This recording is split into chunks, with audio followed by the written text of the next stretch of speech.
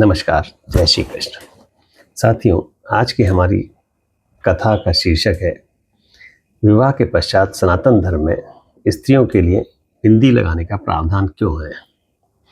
सनातन धर्म में विवाह के समय स्त्री से पंडित जी द्वारा एक ही वचन कहलाया जाता है कि वह सदैव पति के प्रति समर्पित रहेगी।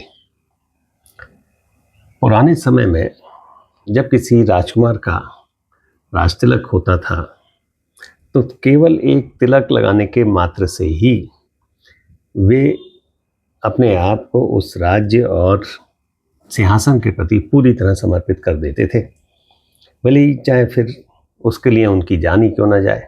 जब किसी पूजा या अनुष्ठान का कार्य किया जाता है तो पूजा अनुष्ठान के समय पंडित जी द्वारा यजमान को तिलक लगाया जाता है।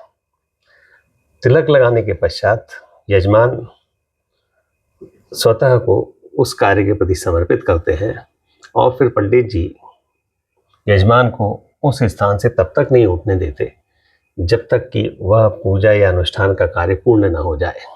ब्रह्मा जी ने षष्ठी आरंभ करने के लिए अपने आधे शरीर से स्त्री की उत्पत्ति की और षष्ठी के लिए स्त्री को पुरुष के रूप में पति का प्रावधान किया और यह भी कहा कि यदि स्त्री ईश्वर के अंश के रूप में स्थित पुरुष की परमेश्वर की तरह यदि सेवा करेगी तो पुरुष के द्वारा किए गए आध्यात्मिक कार्य का आधा फल स्त्री को स्वतः पहुंच जाएगा।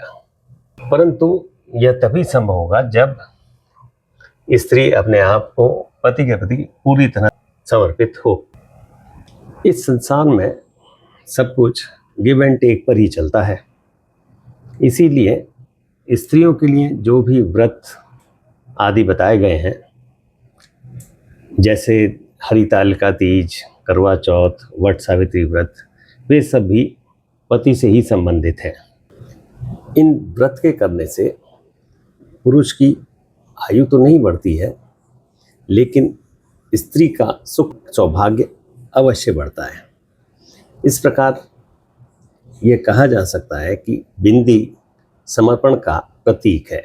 सारांश यह है कि विवाह के समय स्त्री पति को आजीवन पति के प्रति समर्पित होने का वचन देती है और इस वचन की प्रतिबद्धता के फलस्वरूप माथे पर बिंदी लगाती है।